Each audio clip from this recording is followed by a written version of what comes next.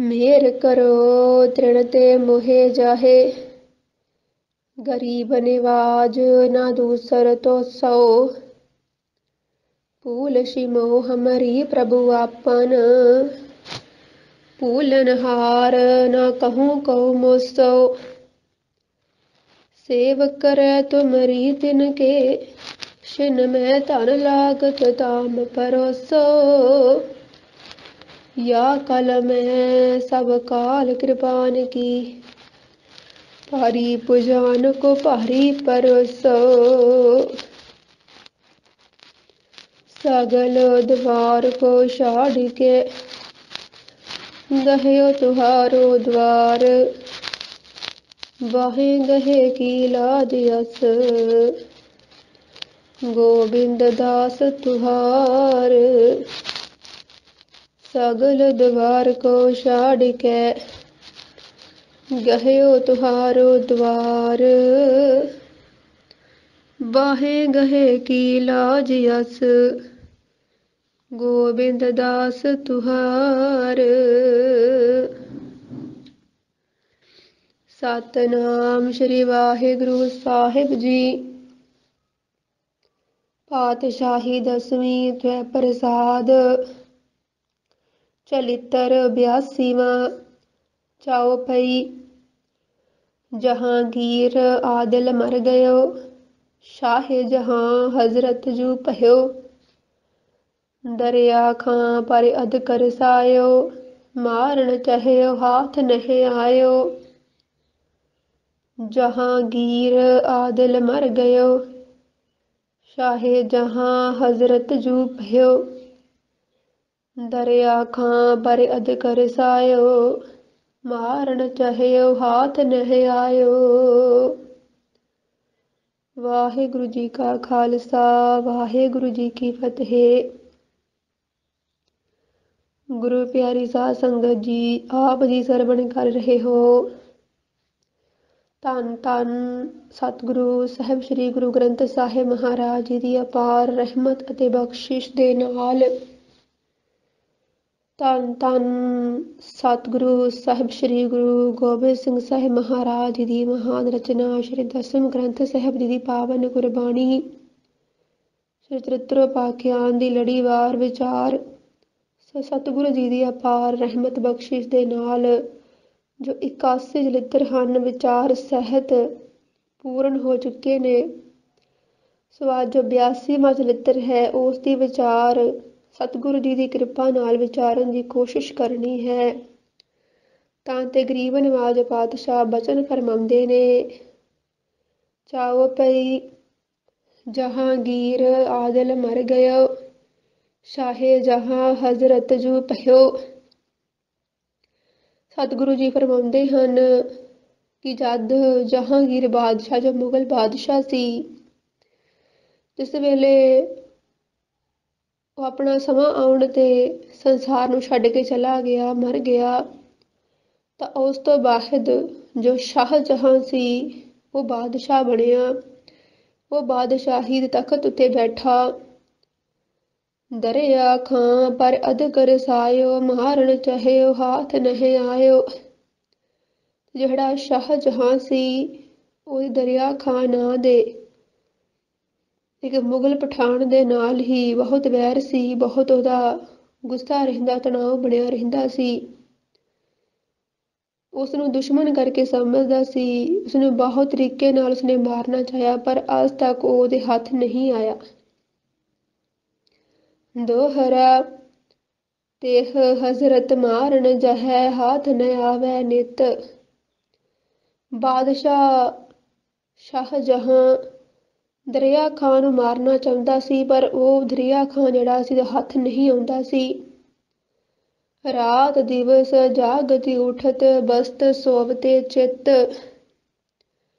ਤੇ ਇਹੀ ਦਿਨ ਰਾਤ ਸੌਂਦਿਆਂ ਜਾਗਦਿਆਂ ਉੱਠਦਿਆਂ ਬਹਿੰਦਿਆਂ ਸ਼ਾਹਜਹਾਂ ਦੇ ਮਨ ਵਿੱਚ ਇਹੀ ਖਿਆਲ ਆਉਂਦਾ ਰਹਿੰਦਾ ਸੀ ਕਿ ਕਿਵੇਂ ਨਾ ਕਿਵੇਂ ਕਰਕੇ ਦਰਿਆ ਖਾਂ ਨੂੰ ਮਾਰਿਆ ਜਾਵੇ। ਸ਼ਾਹਜਹਾਂ ਸੁਪਲੰਗ ਪਰ ਸੋਤ ਉਠਿਓ ਬਰਰਾਏ। ਤੇ ਕਈ ਵਾਰ ਸ਼ਾਹਜਹਾਂ ਬਾਦਸ਼ਾਹ ਪਲੰਗ ਦੇ ਉੱਤੇ ਸੁੱਤਾ ਹੀ ਬਰੜਾ ਉੱਠਦਾ ਸੀ। ਦਰਿਆ ਖਾਂ ਕੋ ਮਾਰਿਓ ਕਰਕੇ ਕਰੋੜ ਉਪਾਏ। ਤੇ ਉੱਚੀ ਉੱਚੀ ਚਲਾਉਂਦਾ ਸੀ ਕਿ ਕਿਸੇ ਨਾ ਕਿਸੇ ਉਪਾਅ ਕਰਕੇ ਦਰਿਆ ਖਾਂ ਨੂੰ ਮਾਰਿਆ ਜਾਵੇ। ਚਾਓ ਭਈ सोवत शाहजहां बर रायो जागत हुती बेगम सुन पायो। ਤੇ ਇੱਕ ਵਾਰੀ ਏਦਾਂ ਹੀ ਹੋਇਆ ਕਿ ਸ਼ਾਹਜਹਾਂ ਬਾਦਸ਼ਾਹ ਸੁੱਤਾ ਹੋਇਆ ਸੀ। ਸੁੱਤਾ ਹੋਇਆ ਬਰੜਾ ਪਿਆ। ਸੁੱਤਾ ਹੋਇਆ ਬਰੜਾ ਕੇ ਆਖ ਰਿਹਾ ਸੀ ਦਰਿਆ ਖਾਂ ਨੂੰ ਮੈਂ ਮਾਰਨਾ ਹੈ। ਤਾਂ ਉਹਦੀ ਜਾਗ ਰਹੀ ਬੇਗਮ ਉਹਦੇ ਕੋਲ ਸੀ। ਉਸੇ ਸਾਰੀ ਗੱਲ ਨੂੰ ਸੁਣ ਲਿਆ। चिंता करी छतर कौ मारिया पत को शोक संताप निवारिया। ਉਹ ਆਪਣੇ ਮਨ ਦੇ ਵਿੱਚ ਸੋਚਣ ਲੱਗੀ ਕਿ ਜੋ ਮੇਰੇ ਪਤੀ ਦਾ ਦੁਸ਼ਮਣ ਹੈ, ਜਿਸ ਦੀ ਸੋਚ ਕਿ ਦਿਨ ਰਾਤ ਇਹਨਾਂ ਨੂੰ ਤੰਗ ਕਰਦੀ ਹੈ, ਸੌਣ ਨਹੀਂ ਦਿੰਦੀ, ਉਹਨੂੰ ਹੁਣ ਮਾਰ ਕੇ ਆਪਣੇ ਪਤੀ ਦਾ ਦੁੱਖ ਜਿਹੜਾ ਹੈ ਉਹ ਦੂਰ ਕਰਨਾ ਚਾਹੀਦਾ ਹੈ। ਬੇਗਮ ਬਾਚ ਤੂੰ ਬਪਾਵ ਹਜ਼ਰਤ ਹੈ ਜਗਾਇਓ ਤੀਨ ਕੁਰਨ ਸਹਿ ਕਰ ਸਿਰਨੇ ਆਇਓ। ਬੇਗਮ ਨੇ ਬਾਦਸ਼ਾਹ ਦੇ ਥੋੜੇ ਪੈਰਾਂ ਤੋਂ ਦਬਾ ਕਰਕੇ ਉਹਨੂੰ ਜਗਾਇਆ ਤੇ 3 ਵਾਰੀ ਸਲਾਮ ਕਰਕੇ ਆਪਣਾ ਸੀਸ ਨਵਾਇਆ, ਸਿਰ ਨਵਾਇਆ। ਜੋ ਤੁਮ ਕਹਿਓ ਸੋ ਮੈਂ ਵਿਚਾਰਿਓ ਦਰਿਆ ਖਾਂ ਕਹ ਜਾਨੋ ਹਮਾਰਿਓ। ਤੇ ਆਖਣ ਲੱਗੀ ਹੈ ਬਾਦਸ਼ਾਹ, ਜੋ ਤੁਸੀਂ ਸੁਪਨੇ ਵਿੱਚ ਹੀ ਬਰੜਾ ਕੇ ਆਖ ਰਹੇ ਸੀ, ਸੁੱਤੇ ਹੋਏ ਬਰੜਾ ਕੇ ਆਖ ਰਹੇ ਸੀ ਦਰਿਆ ਖਾਂ ਨੂੰ ਮਾਰਨਾ ਚਾਹੀਦਾ ਹੈ, ਤੇ ਇਹ ਸਾਰੀ ਗੱਲ ਮੈਂ ਸੁਣੀ ਹੈ ਤੇ ਮੈਂ ਇਹਦੇ ਬਾਅਦ ਇਸ ਦੇ ਸੰਬੰਧ ਵਿੱਚ ਕੁਝ ਵਿਚਾਰ ਵੀ ਕੀਤੀ ਹੈ। ਦੋਹਰਾ ਮੁਸ਼ਕਲ ਹਨਨ ਹਰੀਫ ਕੋ ਕਬਹੂ ਨ ਆਵੇ ਧਾਵ। ਬੇਗਮ ਆਖਣ ਲੱਗੀ ਕਿ ਸਿਆਣੇ ਦੁਸ਼ਮਣ ਨੂੰ ਮਾਰਨਾ ਬਹੁਤ ਹੀ ਔਖਾ ਕੰਮ ਹੁੰਦਾ ਏ, ਕਿਉਂਕਿ ਉਹ ਕਦੇ ਵੀ ਸਾਡੇ ਦਾ ਟਿਕਾਣੇ ਤੇ ਨਹੀਂ ਆਉਂਦਾ। ਜੜ ਕੋ ਕਹਾ ਸੰਘਾਰਿ ਬਹੁ ਜਾ ਕੋ ਰਜਲ ਸੁਭਾਵ। ਤੇ ਜਿਹੜਾ ਮੂਰਖ ਹੋਵੇ, ਦਾ ਸੁਭਾਅ ਸਿੱਧਾ ਸਾਦਾ ਹੋਵੇ, ਐਸੇ ਮੂਰਖ ਦੁਸ਼ਮਣ ਨੂੰ ਮਾਰਨਾ ਕੋਈ ਔਖਾ ਕੰਮ ਨਹੀਂ ਹੁੰਦਾ। ਸੋ ਰਠਾ ਸਿਆਣੀ ਸਖੀ ਬੁਲਾਏ ਪਠਾਈ ਮੰਤਰ ਸਿਖਾਏ ਕੈ। ਫਿਰ ਬੇਗਮ ਨੇ ਬਾਦਸ਼ਾਹ ਦੇ ਨਾਲ ਇਉਂ ਵਿਚਾਰ ਕੀਤੀ ਤੇ ਫਿਰ ਆਪਣੀ ਇੱਕ ਸਹੇਲੀ ਬਹੁਤ ਸਿਆਣੀ ਨੂੰ, ਜੋ ਬਹੁਤ ਸਿਆਣੀ ਸੀ, ਚਤੁਰ ਸੀ, ਚਲਾਕ ਸੀ, ਉਹਨੂੰ ਆਪਣੇ ਪਾਸ ਬੁਲਾਇਆ ਤੇ ਸਾਰੀ ਗੱਲ ਸਿਖਾ ਕੇ ਭੇਜਿਆ।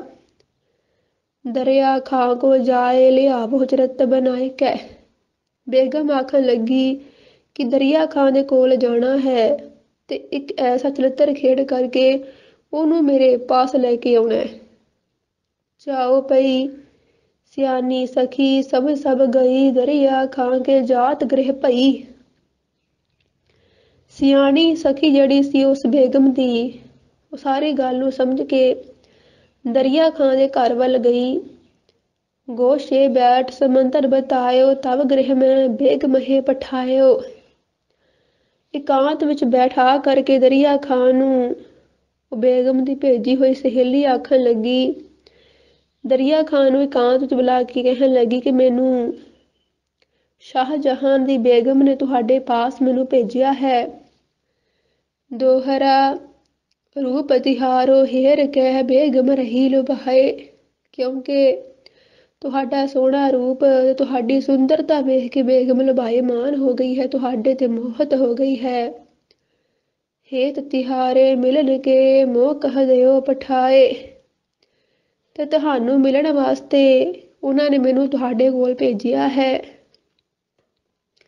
ਹਜ਼ਰਤ ਤ੍ਰਿਆ ਕੋ ਚੋਰ ਚਿਤ ਕਹਾ ਫਿਰਤ ਹੋ ਐਂਠ। ਤੇ ਆਖਣ ਲੱਗੀ ਹੈ ਹਜ਼ੂਰ, ਤੁਸੀਂ ਇੱਕ ਇਸਤਰੀ ਦਾ ਮਨ ਚੁਰਾ ਕੇ ਤੇ ਬੜੀ ਆਕੜ ਦੇ ਵਿੱਚ ਫਿਰ ਰਹੇ ਹੋ।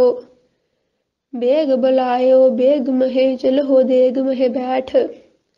ਆਖਣ ਲੱਗੀ ਤੁਹਾਨੂੰ ਦੇਖੋ ਕਿਤਨੇ ਪਿਆਰ ਨਾਲ ਬੇਗਮ ਨੇ ਬੁਲਾਇਆ ਹੈ, ਤੁਸੀਂ ਏਦਾਂ ਕਰੋ, ਇਹ ਜੋ ਦੇਗਾ ਹੈ ਮੇਰੇ ਪਾਸ, ਇਹਦੇ ਵਿੱਚ ਬੈਠ ਜਾਵੋ ਤੇ ਤੁਸੀਂ ਬੇਗਮ ਦੇ ਪਾਸ ਚੱਲੋ, ਤੁਹਾਨੂੰ ਮਿਲਣਾ ਚਾਹੁੰਦੀ ਹੈ। ਸ਼ਰੇ ਹੈ ਉਰਦਾ ਬੇਗਨੀ ਖੋਜੇ ਜਹਾਂ ਅਨੇਕ। ਉਹ ਆਖਣ ਲੱਗੀ ਕਿ ਜਿੱਥੇ ਅਨੇਕਾਂ ਹੀ ਚੌਬਦਾਰ ਖਲੋਤੇ ਹਨ, ਪਹਿਰੇਦਾਰ, ਤੁਸੀਂ ਉੱਥੇ ਚੱਲਣਾ ਕਰੋ।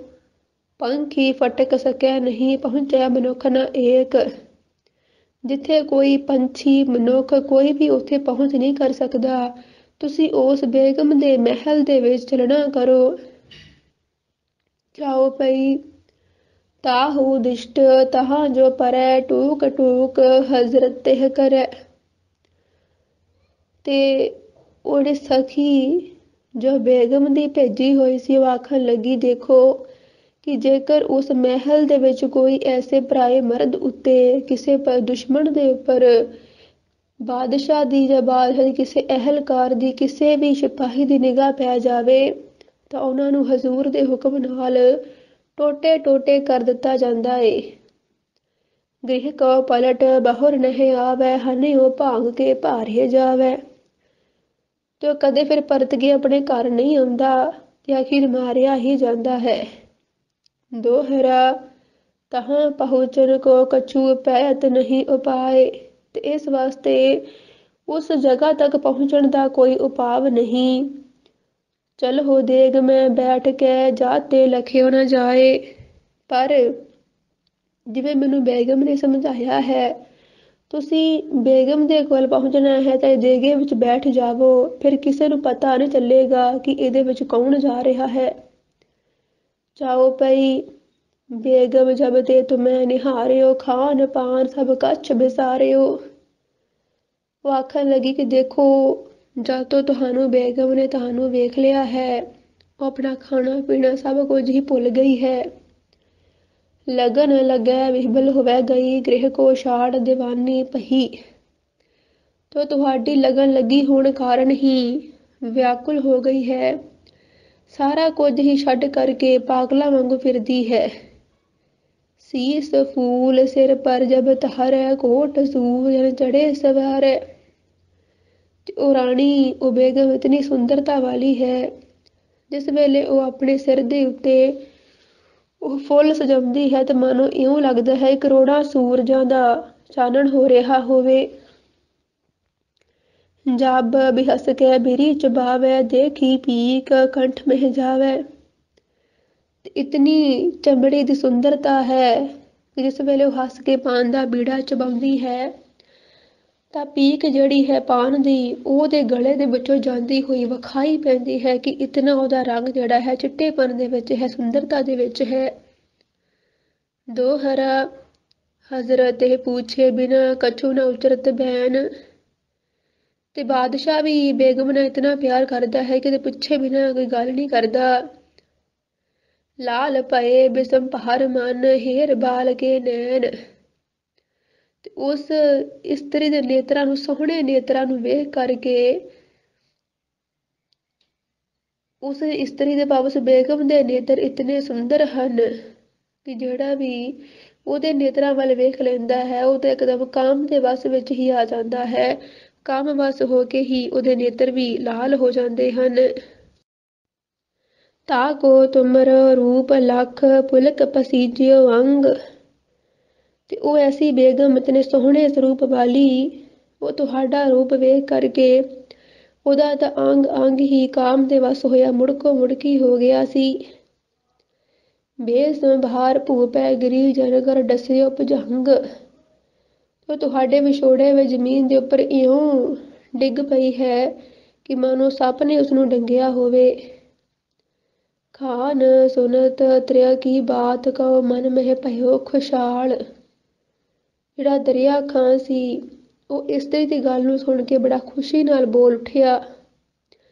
ਜਿਉ ਤੁਮ ਕਹੋ ਤਿਵੇਂ ਚਲੋ ਮਿਲੋ ਜਾਏ ਤਤਕਾਲ। ਦਰਿਆ ਖਾਂ ਆਖਣ ਲੱਗਾ ਕਿ ਤੁਸੀਂ ਜਿਵੇਂ ਕਹੋਗੇ ਮੈਂ ਉਵੇਂ ਹੀ ਕਰਾਂਗਾ ਤੇ ਝੱਟ ਹੀ ਬੇਗਮ ਨੂੰ ਜਾ ਕੇ ਮਿਲਾਂਗਾ ਜੋ ਮੇਰੇ ਨਾਲ ਇਤਨਾ ਪ੍ਰੇਮ ਕਰਦੀ ਹੈ, ਮੇਰੇ ਨਾਲ ਇਤਨਾ ਹੇਤ ਰੱਖਦੀ ਹੈ। ਚਾਓ ਪਈ ਜਹ ਜੜ ਬਾਤ ਸੁਨਤ ਹਰਖਿਓ ਦੁਰਬਲ ਹੁਤੋ ਪੁਸ਼ਟ ਹੋਵੈ ਗਇਓ। ਸਤਿਗੁਰੂ ਜੀ ਫਰਮਾਉਂਦੇ ਹਨ ਕਿ ਉਹ ਮੂਰਖ ਇਵੇਂ ਹੀ ਝੂਠੀਆਂ ਗੱਲਾਂ ਸੁਣ ਕੇ ਖੁਸ਼ ਹੋ ਗਿਆ। ਹੈ ਤਾਂ ਉਹ ਕਮਜ਼ੋਰ ਸੀ ਪਰ ਇਉਂ ਦੀਆਂ ਗੱਲਾਂ ਸੁਣ ਕੇ ਵਾਸ਼ਨਾ ਭਰੀਆਂ ਗੱਲਾਂ ਸੁਣ ਕੇ ਉਹ ਤਾਂ ਮਾਨੋ ਕਿ ਰਿਸ਼ਟ ਪੁਸ਼ਟੀ ਹੋ ਗਿਆ। ਜੋ ਤੁਮ ਕਹੋ ਸੋ ਕਾਜ ਕਮਾਈਐ ਬੇਗਮ ਸੀ ਭੋਗਨ ਕਹਿ ਤਹੀਐ। ਤੇ ਉਹ ਆਪਣੇ ਮਨ ਦੇ ਵਿੱਚ ਵਿਚਾਰ ਕਰਨ ਲੱਗਾ ਤੇ ਉਸ ਬੇਗਮ ਦੀ ਸਖੀ ਨੂੰ ਆਖਣ ਲੱਗਾ ਕਿ ਜੋ ਤੁਸੀਂ ਕਹੋਗੇ ਮੈਂ ਤਾਂ ਉਹੀ ਕਰਾਂਗਾ ਅਤੇ ਬੇਗਮ ਨੂੰ ਦਿਲ ਭਰ ਕੇ ਪ੍ਰੇਮ ਕਰਾਂਗਾ।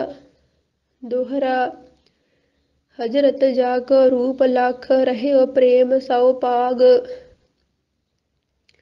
ਆਖਣ ਲੱਗਾ ਕਿ ਜਿਸ ਦੇ ਨਾਲ ਬਾਦਸ਼ਾਹ ਇਤਨਾ ਪ੍ਰੇਮ ਕਰਦਾ ਹੈ ਉਹ ਬੇਗਮ ਮੇਰੇ ਪ੍ਰੇਮ ਦੇ ਵਿੱਚ ਮਸਤ ਹੈ।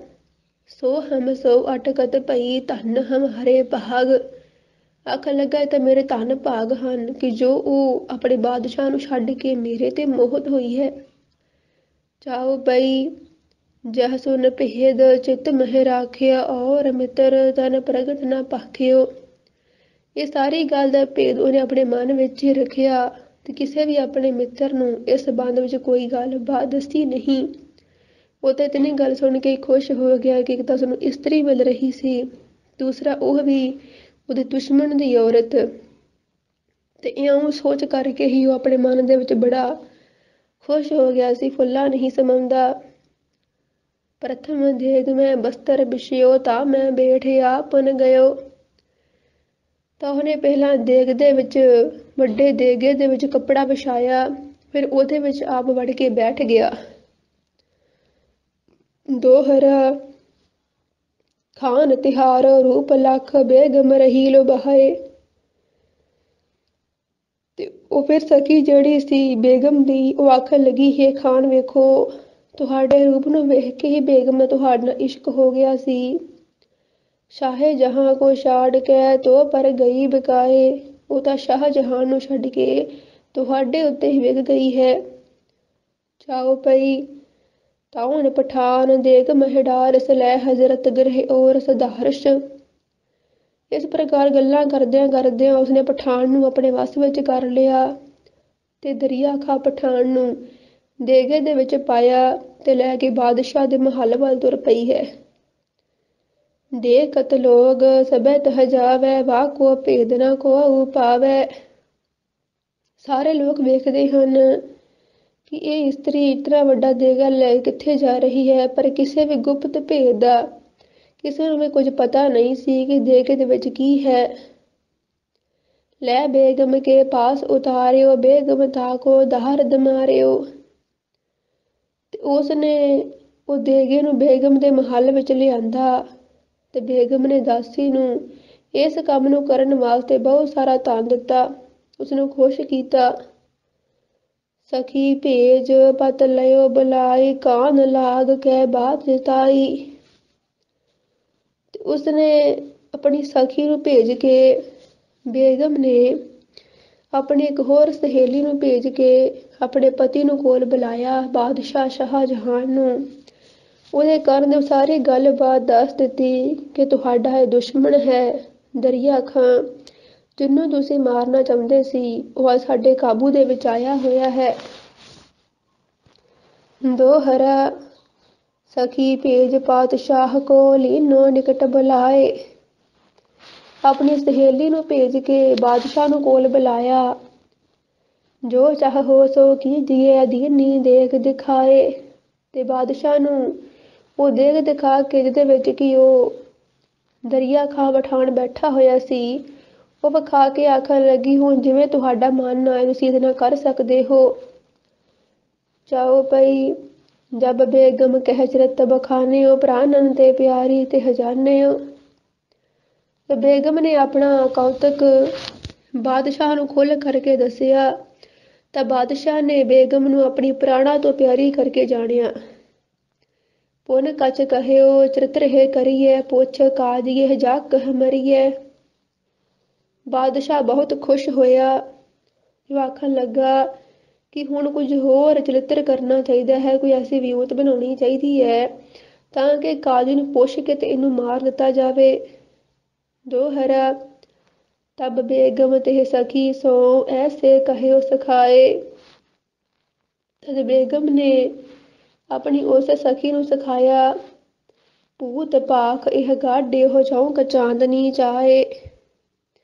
ਆਖਣ ਲੱਗੀ ਕਿ ਇਸਨੂੰ ਭੂਤ ਕਹਿ ਕੇ ਤੇ ਚਾਂਦਨੀ ਚੌਂਕ ਦੇ ਵਿੱਚ ਜਾ ਕੇ ਦੱਬ ਦਿੱਤਾ ਜਾਵੇ, ਖਤਮ ਕਰ ਦਿੱਤਾ ਜਾਵੇ। ਚਾਓ ਪਈ तेह त्रिय लए हनन को आवै मूर्ख परयो देख मैं जावै। ਉਸ ਨੂੰ ਖਤਮ ਕਰਨ ਵਾਸਤੇ ਉਹ ਇਸਤਰੀ ਜਿਹੜੀ ਸੀ ਚੱਲ ਪਈ ਤੇ ਮੂਰਖ ਦਰਿਆ ਖਾਂ ਦੇਗ ਦੇ ਵਿੱਚ ਬੈਠਾ ਹੋਇਆ ਇਹ ਸੋਚੀ ਜਾ ਰਿਹਾ ਸੀ ਜਾਨੇ ਆਜ ਬੇਗ ਮਹਿ ਪੈ ਹੋ ਕਾਮ ਕਲਾ ਤੇ ਸਾਥ ਕਮੈ ਹੋ। ਉਹ ਸਮਝ ਰਿਹਾ ਸੀ ਕਿ ਅੱਜ ਮੈਨੂੰ ਸ਼ਾਹਜਹਾਂ ਦੀ ਬੇਗਮ ਪ੍ਰਾਪਤ ਹੋਵੇਗੀ ਤੇ ਮੈਂ ਉਹਦੇ ਨਾਲ ਵਿਸ਼ੇ ਵਿਕਾਰ ਭੋਗਾਂਗਾ। ਲਏ ਦੇ ਕੋ ਆਵੈ ਕਹਾਂ ਕਾਜੀ ਮੁਫਤੀ ਸਭ ਹੈ ਜਹਾਂ। ਉਹ ਇਸਤਰੀ ਦੇਗ ਨੂੰ ਲੈ ਕੇ ਉੱਥੇ ਪਹੁੰਚੀ ਜਿੱਥੇ ਕਾਜੀ ਸਾਰੇ ਮੌਲਵੀ ਬੈਠੇ ਹੋਏ ਸਨ। ਕੋਟ ਵਾਰ ਜਹ ਕਸ਼ਟ ਦਿਖਾਵੈ ਬੈਠ ਚੌਤਰੇ ਨਿਆਉ ਚੁਕਾਵੈ। ਜਿਹੜੇ ਕੋਤਵਾਲ ਸੀ ਉਹ ਉੱਚੇ ਥੜੇ ਤੇ ਬੈਠੇ ਹੋਏ ਇਨਸਾਫ ਕਰਦੇ ਸੀ ਤੇ ਸਜ਼ਾਵਾਂ ਸੁਣਾ ਰਹੇ ਸਨ। ਦੋਹਰਾ ਸਖੀ ਬਾਚ ਭੂਤ ਏਕ ਇਹ ਦੇਗ ਮੈਂ ਕਹੋ ਕਾਜੀ ਕਿਆ ਨਿਆਏ। ਉਸਨੇ ਉੱਚੀ ਆਵਾਜ਼ ਦੇ ਵਿੱਚ ਆਖਿਆ ਕਿ ਇਹ ਕਾਜੀ ਸਾਹਿਬ ਇਹ ਦੇਗੇ ਦੇ ਵਿੱਚ ਇੱਕ ਵੱਡਾ ਭੂਤ ਹੈ। ਕਹੋ ਤੋ ਜਾ ਕੋ ਗਾਢੀਏ ਕਹੋ ਤੇ ਦਿਓ ਜਰਾਏ। ਉਹ ਆਖਣ ਲੱਗੇ ਤੁਸੀਂ ਹੁਕਮ ਕਰੋ ਕਿ ਇਸ ਨੂੰ ਗੜ ਦਿੱਤਾ ਜਾਵੇ। ਹੁਕਮ ਕਰੋ ਤਾਂ ਸਾੜ ਦਿੱਤਾ ਜਾਵੇ ਇਸ ਨੂੰ ਖਤਮ ਕੀਤਾ ਜਾਵੇ। ਤਬ ਕਾਜੀ ਐਸੇ ਕਹਿਓ ਸੁਰ ਸੁੰਦਰਮ ਬੈਨ। ਤਾਂ ਕਾਜੀ ਆਖਣ ਲੱਗਾ ਹੈ ਸੁੰਦਰੀ ਮੇਰੀ ਗੱਲ ਸੁਣ ਇਸ ਨੂੰ ਗੱਡ ਦੇਣਾ ਹੀ ਵਾਜਬ ਰਹੇਗਾ। ਜਾ ਕੋ ਜੀਅਤ ਹੈ ਗਾਡੀਏ ਛੂਟੈ ਕਿਸੂ ਹਨਹਿਨ। ਕਿਉਂਕਿ ਜੇਕਰ ਇਸ ਨੂੰ ਅਸੀਂ ਬਾਹਰ ਕੱਢ ਕੇ ਸਾੜਨ ਦੀ ਕੋਸ਼ਿਸ਼ ਕਰਾਂਗੇ ਤੇ ਉਹ ਨਾ ਹੋਵੇ ਕਿ ਛੁੱਟ ਜਾਵੇ ਤੇ ਕਿਸੇ ਹੋਰ ਨੂੰ ਚੰਬੜ ਕੇ ਮਾਰ ਦੇਵੇ। ਹੋਟ ਵਾਰ ਕਾਜੀ ਜਬੈ ਮੁਫਤੀ ਆਏ ਸਕੀਨ। ਕੋਤਵਾਲ ਕਾਜੀ ਤੇ ਮੌਲਵੀ ਨੇ ਜਦੋਂ ਦੱਬਣ ਦੀ ਆਗਿਆ ਦਿੱਤੀ ਦੇਗ ਸਹਿਤ ਹੈ ਭੂਤ ਕਹਿ ਗਾਢ ਗੌਰ ਮਹਿਦੀਨ। ਤਾਂ ਦੇਗੇ ਦੇ ਸਮੇਤ ਹੀ ਉਸ ਨੂੰ ਟੋਆ ਪੁੱਟ ਕੇ ਭੂਤ ਸਮਝ ਕਰਕੇ ਮਿੱਟੀ ਦੇ ਵਿੱਚ ਹੀ ਗੜ ਦਿੱਤਾ ਗਿਆ। ਪਰ ਇਸ ਗੱਲ ਦੇ ਭੇਦ ਨੂੰ ਕਿਸੇ ਨੇ ਵੀ ਨਾ ਸਮਝਿਆ ਕਿ ਇਹਦੇ ਵਿੱਚ ਤਾਂ ਬਾਦਸ਼ਾਹ ਦਾ ਦੁਸ਼ਮਣ ਦਰਿਆ ਖਾਂ ਸੀ ਜਿਸ ਨੂੰ ਵਿਉਂਤ ਬਣਾ ਕੇ ਬੇਗਮ ਨੇ ਖਤਮ ਕਰਨਾ ਕੀਤਾ ਹੈ। ਜੀਤ ਰਹੇ ਉਹ ਦਲ ਸ਼ਾਹ ਕੋ ਗਇਓ ਖਜ਼ਾਨਾ ਖਾਏ। ਸੌ ਛਲ ਸੋਤਰੇ ਭੂਤ ਕਹਿ ਦੀਨ ਗੌਰ ਗਡਾਏ। ਸਾਹਿਬ ਜੀ ਆਖਦੇ ਹਨ ਕਿ ਇਸ ਤਰ੍ਹਾਂ ਬੇਗਮ ਨੇ ਬਾਦਸ਼ਾਹ ਦਾ ਦਿਲ ਜਿੱਤ ਲਿਆ ਤੇ ਲਿੱਤਰ ਖੇਡ ਕਰਕੇ ਵੈਰੀ ਨੂੰ ਭੂਤ ਆ ਕੇ ਮਿੱਟੀ ਦੇ ਵਿੱਚ ਹੀ ਗੜਾ ਦਿੱਤਾ। ਸੋ ਇਸ ਪ੍ਰਕਾਰ ਚਰਿੱਤਰ ਦੀ ਸਮਾਪਤੀ ਕਰਦੇ ਸਾਹਿਬ ਜੀ ਫਰਮਾਉਂਦੇ ਹਨ ਇਹ ਤੇ ਸ਼੍ਰੀ ਚਰਿੱਤਰ ਬਖਿਆਨੇ ਤ੍ਰਿਆ ਚਰਿੱਤਰੇ ਮੰਤਰੀ ਭੂਪ ਸੰਵਾਦੇ 82 ਮੋ ਚਰਿੱਤਰ ਸਮਾਪਤਮ ਸਤ ਸੁਭਮ ਸਤ ਅਫਜੂ। ਸਤਿਗੁਰੂ ਜੀ ਫਰਮਾਉਂਦੇ ਹਨ ਕਿ ਇਸ ਪ੍ਰਕਾਰ ਚਰਿੱਤਰੋਪਾਖਿਆਨ ਦੇ ਤ੍ਰਿਆ ਚਰਿੱਤਰ ਦਾ ਵਜ਼ੀਰ ਤੇ ਰਾਜੇ ਦੀ ਆਪਸੀ ਵਾਰਤਾਲਾਪ ਦਾ 82ਵਾਂ ਚਰਿੱਤਰ ਸ਼ੁਭ ਸੰਪੂਰਨ ਹੁੰਦਾ ਹੈ। ਸੋ ਗੁਰੂ ਪਿਆਰੀ ਸਾਧ ਸੰਗਤ ਜੀਓ ਇਹ ਸੀ ਸ੍ਰੀ ਚਰਿੱਤਰੋਪਾਖਿਆਨ ਦੇ ਤ੍ਰਿਆ ਚਰਿੱਤਰ ਦੇ 82ਵੇਂ ਚਰਿੱਤਰ ਦੀ ਵਿਚਾਰ ਜੋ ਆਪ ਜੀ ਨੇ ਸਰਵਣ ਕੀਤੀ ਹੈ ਅਤੇ ਸਤਿਗੁਰੂ ਜੀ ਨੇ ਆਪ ਰਹਿਮਤ ਕਰਕੇ ਜਿਸ ਦੀ ਵਿਚਾਰ ਕਰਵਾਈ ਹੈ। ਸੋ ਪਿਆਰੀ ਸਾਧ ਸੰਗਤ ਜੀਓ ਇਸ ਚਰਿੱਤਰ ਦੇ ਰਾਹੀਂ ਆਪਾਂ ਨੂੰ ਇਹੀ ਸਿੱਖਿਆ ਸਤਿਗੁਰੂ ਜੀ ਪ੍ਰਦਾਨ ਕਰਦੇ ਹਨ ਕਿ ਇੱਕ ਇਸਤਰੀ ਜਿਹੜੀ ਹੈ ਉਸ ਨੂੰ ਆਪਣੇ ਪਤੀ ਦੀ ਖੁਸ਼ੀ ਵਾਸਤੇ ਕਿ ਜਿਵੇਂ ਉਸ ਬੇਗਮ ਨੇ ਆਪਣੇ ਪਤੀ ਦੀ ਖੁਸ਼ੀ ਵਾਸਤੇ ਆਪਣੇ ਪਤੀ ਦੇ ਦੁਸ਼ਮਣ ਨੂੰ ਮਾਰ ਕੇ ਤੇ ਆਪਣੇ ਬਾਦਸ਼ਾਹ ਦੀ ਖੁਸ਼ੀ ਨੂੰ ਪ੍ਰਾਪਤ ਕੀਤਾ। ਸਾਨੂੰ ਇਸ ਤੋਂ ਇਹੀ ਸਦ ਲੈਣੀ ਚਾਹੀਦੀ ਹੈ। ਗੁਰੂ ਸਾਹਿਬ ਸਾਨੂੰ ਇਹੀ ਸਦ ਬਖਸ਼ਿਸ਼ ਕਰਦੇ ਨੇ ਕਿ ਆਪਣੀ ਜਿਹੜੀ ਇਸਤਰੀ ਜਿਹੜੀ ਹੈ ਪਤਨੀ ਇੱਕ ਪਤਨੀ ਜਿਹੜੀ ਹੈ ਆਪਣੇ ਪਤੀ ਦੀ ਖੁਸ਼ੀ ਵਾਸਤੇ ਇਵੇਂ ਦੇ ਹੀ ਕੰਮ ਕਰੇ ਜਿਸ ਕਰਕੇ ਉਹਦੇ ਪਤੀ ਨੂੰ ਉਹਦੇ ਉੱਤੇ ਮਾਣ ਹੋਵੇ ਖੁਸ਼ੀ ਹੋਵੇ ਜਿਸ ਕਰਕੇ ਦੋਹਾਂ ਦਾ ਆਪਸ 'ਚ ਪਿਆਰ ਵਧੇ ਨੇਹੋ ਮੁਹੱਬਤ ਬਣੇ ਤੇ ਦੋਹਾਂ ਦਾ ਆਪਸ 'ਚ ਵਿਸ਼ਵਾਸ ਜਿਹੜਾ ਹੈ ਉਹ ਡੂੰਘਾ ਬਣਦਾ ਜਾਵੇ। ਪਰ ਗੁਰੂ ਸਾਹਿਬ ਜੀ ਨੇ ਸਾਨੂੰ ਜਿੱਥੇ ਇਹ ਚਰਿੱਤਰ ਦੇ ਰਾਹੀਂ ਸਮਝਾਉਣਾ ਕੀਤਾ ਹੈ ਉੱਥੇ ਨਾਲ ਸਾਨੂੰ ਗੁਰਮਤਿ ਦੇ ਰੋਸ਼ਨੀ ਵਿੱਚ ਇਹ ਵੀ ਵਿਚਾਰ ਸਮਝ ਵਿੱਚ ਆਉਂਦੀ ਹੈ ਕਿ ਅਸੀਂ ਕਿਸੇ ਵੀ ਰਿਸ਼ਤੇ ਨਾਤੇ ਦੇ ਮੋਹ ਦੇ ਵਿੱਚ ਫਸ ਕਰਕੇ ਕਿ ਜਿਵੇਂ ਉਸ ਬੇਗਮ ਨੇ ਆਪਣੇ ਤਰਫੋਂ ਤਾਂ ਉਸਨੇ ਆਪਣੇ ਪਤੀ ਦੀ ਖੁਸ਼ੀ ਵਾਸਤੇ ਸਾਰਾ ਇਹ ਕੰਮ ਕੀਤਾ ਪਰ ਉਸ ਨੇ ਮੋਹ ਦੇ ਵਸ ਵਿੱਚ ਹੋ ਕਰਕੇ, ਆਪਣੇ ਪਤੀ ਦੇ ਮੋਹ ਦੇ ਵਸ ਵਿੱਚ ਹੋ ਕਰਕੇ ਇੱਕ ਇਨਸਾਨ ਦੀ ਹੱਤਿਆ ਕੀਤੀ ਹੈ। ਇਹ ਦੋਸ਼ ਤਾਂ ਉਸਨੂੰ ਲੱਗੇਗਾ ਕਿਉਂਕਿ ਇੱਥੇ ਤਾਂ ਭਾਵੇਂ ਬਾਦਸ਼ਾਹ ਦੀ ਖੁਸ਼ੀ ਦੀ ਹੱਕਦਾਰ ਬਣੀ, ਪਰ ਅਗਾਂਹ ਜਿਸ ਵੇਲੇ ਸਾਡੀ ਆਤਮਾ ਦੇ ਨਿਬੇੜੇ ਹੋਣੇ ਹਨ, ਕਿ ਲੇਖਾ ਰੱਬ ਮੰਗੇਸੀਆ ਤੂੰ ਆਹੂੰ ਕੇਰੇ ਕੰਮ, ਜਿਸ ਵੇਲੇ ਰੱਬ ਨੇ ਸਾਡੇ ਕੋਲ ਲੇਖਾ ਮੰਗਣਾ ਸਾਡੀ ਜਿੰਦ ਕੋਲੋਂ, ਸਾਡੀ ਆਤਮਾ ਦੇ ਕੋਲੋਂ, ਉਸ ਵੇਲੇ ਸਾਨੂੰ ਸਾਰੇ ਲੇਖੇ ਦੇਣੇ ਪੈਣੇ ਹਨ ਸਾਡੀ ਆਤਮਾ ਨੂੰ। ਤੇ ਮਹਾਰਾਜ ਨੇ ਸਾਨੂੰ ਗੁਰਬਾਣੀ ਅੰਦਰ ਸਮਝਾਉਣਾ ਕੀਤਾ ਹੈ, ਚੰਗੀ ਤਰ੍ਹਾਂ ਵਿਚਾਰ ਵਿਸ਼ੇਸ਼ ਕਰਕੇ ਸਮਝਾਈ ਹੈ। ਜਿਤਨੇ ਵੀ ਸਾਡੇ ਨਾਲ ਸਾਕ ਰਿਸ਼ਤੇ ਨਾਤੇ ਜੁੜੇ ਹੁੰਦੇ ਨੇ, ਮਾਤਾ ਪਿਤਾ ਭੈਣ ਭਰਾਵਾਂ ਦੇ, ਜਾਗੋ ਪਤੀ ਦਾ ਰਿਸ਼ਤਾ ਨਾਲ ਜੁੜਦਾ ਹੈ, ਅੱਗੋਂ ਬੱਚੇ ਦੇ ਰਿਸ਼ਤੇ ਨਾਲ ਜੁੜਦੇ ਹਨ, ਇਹ ਸਾਰੇ ਪਿਛਲੇ ਜਨਮਾਂ ਦੇ ਸੰਜੋਗੀ ਹੁੰਦੇ ਹਨ ਜੋ ਸਾਨੂੰ ਆ ਕੇ ਮਿਲਦੇ ਹਨ, ਪਰ ਅੰਤ ਵੇਲੇ ਇਹਨਾਂ ਵਿੱਚ ਸਾਡੀ ਕੋਈ ਵੀ ਸਹਾਇਤਾ ਨਹੀਂ ਕਰਦਾ। ਇਸੇ ਕਰਕੇ ਮਹਾਰਾਜ ਨੇ ਸਮਝਾਇਆ ਹੈ ਕਿ ਮਨ ਮੇਰੇ ਭੂਲੇ ਕਪਟ ਨਾ ਕੀਜੈ, ਅੰਤਨ ਬੇਰਾ ਤੇਰੇ ਜੀ ਪਹਿਲੀਜੈ। ਗੁਰੂ ਸਾਹਿਬ ਨੇ ਸਮਝਾਉਣਾ ਕੀਤਾ ਹੈ ਕਿ ਕਦੇ ਭੁੱਲ ਕੇ ਵੀ ਕਿਸੇ ਵਾਸਤੇ, ਕਿਸੇ ਵਿਸ਼ੇਸ਼ ਰਿਸ਼ਤੇ ਵਾਸਤੇ ਮੋਹ ਛਲ ਕਪਟ ਨਾ ਕਰੋ, ਕਿਉਂਕਿ ਅੰਤ ਵੇਲੇ ਨਿਬੇੜਾ ਤੁਹਾਡੀ ਜਿੰਦ ਕੋਲੋਂ ਲਿਆ ਜਾਣਾ ਹੈ। ਸਜ਼ਾਵਾਂ ਤੁਹਾਡੀ ਜਿੰਦ ਨੂੰ ਭੋਗਣੀਆਂ ਪੈਣੀਆਂ ਹਨ, ਦੁੱਖ ਤੁਹਾਡੀ ਜਿੰਦ ਨੂੰ ਭੋਗਣੇ ਪੈਣੇ ਹਨ। ਕਿ ਐਸਾ ਕੰਮ ਮੂਲੇ ਨਾ ਕੀਚੈ ਤਤ ਅੰਤ ਪਛਤਾਈਐ। ਐਸਾ ਕਰਮ ਆਪਣੇ ਜੀਵਨ ਦੇ ਵਿੱਚ ਕਦੇ ਨਾ ਕਰੋ ਜਿਸ ਕਰਕੇ ਅੰਤ ਤੁਹਾਨੂੰ ਪਛਤਾਉਣਾ ਪਵੇ। ਇਹ ਸਤਿਗੁਰੂ ਜੀ ਨੇ ਸਾਨੂੰ ਗੁਰਮਤਿ ਦੀ ਰੋਸ਼ਨੀ ਵਿੱਚ ਸਮਝਾਉਣਾ ਕੀਤਾ ਹੈ, ਤੇ ਉਹੀ ਕਾਰਜ ਕਰਨਾ ਹੈ ਜੋ ਸਾਡੇ ਗੁਰੂ ਸਾਹਿਬ ਜੀ ਨੂੰ ਵੀ ਭਾਉਂਦਾ ਹੋਏ, ਜਿਹਦੇ ਤੇ ਪਰਮਾਤਮਾ ਦੀ ਵੀ ਰੀਝ ਹੋਵੇ, ਖੁਸ਼ੀ ਹੋਵੇ, ਮਿਹਰ ਹੋਵੇ, ਸਤਿਗੁਰਾਂ ਦੀ ਰਹਿਮਤ ਹੋਵੇ, ਤੇ ਉਹੀ ਕਰਮ ਕਰਕੇ, ਉਹੀ ਕਾਰਜ ਕਰਕੇ ਆਪਣੇ ਪਤੀ ਦੀ ਖੁਸ਼ੀ ਨੂੰ ਪ੍ਰਾਪਤ ਕਰਨਾ ਹੈ। ਪਰ ਐਸਾ ਕਾਰਜ ਜਿਸ ਕਰਕੇ ਕਿ ਅਸੀਂ ਦੁਨਿਆਵੀ ਪਤੀ ਦੀ ਖੁਸ਼ੀ ਤਾਂ ਭਾਵੇਂ ਲੈ ਲਈਏ, ਪਰ ਜੇਕਰ ਪਰਮਾਤਮਾ ਦੀ ਸਤਿਗੁਰਾਂ ਦੀ ਕਿਰਪਾ ਦ੍ਰਿਸ਼ਟੀ ਸਾਡੇ ਉੱਤੇ ਨਾ ਹੋਈ ਤਾਂ ਫਿਰ ਅੰਤਨ ਬੇਰਾ ਤੇਰੇ ਜੀ ਪਹਿਲੀਜੈ, ਨਿਬੇੜੇ ਦਾ ਆਖਰ ਜਿੰਦ ਆਤਮਾ ਨਹੀਂ ਭੋਗਣੇ ਹਨ। ਉਸ ਵੇਲੇ ਕਿਸੇ ਪਤੀ ਨੇ ਸਾਡਾ ਸਾਥ ਨਹੀਂ ਨਿਭਾਉਣਾ, ਕਿਸੇ ਰਿਸ਼ਤੇ ਨਾਤੇ ਸਾਡਾ ਸਾਥ ਨਹੀਂ ਨਿਭਾਉਣਾ ਕਿ ਤੂੰ ਮੇਰੇ ਵਾਸਤੇ ਕਸ਼ਟ ਕੀਤਾ ਸੀ ਤੇ ਮੈਂ ਤੇਰੀ ਸਜ਼ਾ ਜਿਹੜੀ ਹੱਦੀ ਵੰਡਦਾ ਹਾਂ, ਐਸਾ ਨਹੀਂ ਹੋਵੇਗਾ। ਨਿਬੇੜੇ ਸਾਡੀ ਆਤਮਾ ਕੋਲੋਂ ਹੀ ਲਏ ਜਾਣੇ ਹਨ। ਸੋ ਇਸ ਪ੍ਰਕਾਰ ਗੁਰੂ ਸਾਹਿਬ ਜੀ ਨੇ ਸਾਨੂੰ ਚਰਿੱਤਰ ਦੇ ਰਾਹੀਂ ਸਾਰੀ ਵਿਸਥਾਰ ਦੇ ਨਾਲ ਦੱਸ ਕਰਕੇ ਸਮਝਾਉਣਾ ਕੀਤਾ ਹੈ। ਸੋ ਪਿਆਰੀ ਸਾਧ ਸੰਗਤ ਜੀ, ਇਤਨੀਆਂ ਬੇਨਤੀਆਂ ਪ੍ਰਵਾਨ ਕਰਨਾ ਜੀ। ਗੁਰਬਾਣੀ ਦੀਆਂ ਗੁਰਮਤਿ ਵਿਚਾਰਾਂ ਕਰਦਿਆਂ ਹੋਇਆਂ ਏਕ ਨਹੀਂ ਅਨੇਕ ਪ੍ਰਕਾਰ ਦੀਆਂ ਭੁੱਲਾਂ ਗਲਤੀਆਂ ਹੋ ਜਾਂਦੀਆਂ ਨੇ। ਸਤਿਗੁਰੂ ਪਿਤਾ ਜੀ ਸਤਿਗੁਰਾਂ ਦੀ ਸੰਗਤ ਬਖਸ਼ਣੀ ਯੋਗ ਹੈ, ਸੋ ਬਖਸ਼ ਲੈਣਾ। ਗੁਰੂ ਸਾਹਿਬ ਜੀ ਅੱਗੇ ਤੋਂ ਸਮੱਤ ਬਖਸ਼ਣ ਤਾਂ ਕਿ ਸੱਜੇ ਢੰਗ ਦੇ ਨਾਲ ਗੁਰਬਾਣੀ ਦੀਆਂ ਗੁਰਮਤਿ ਵਿਚਾਰਾਂ ਕਰ ਸਕੀਏ।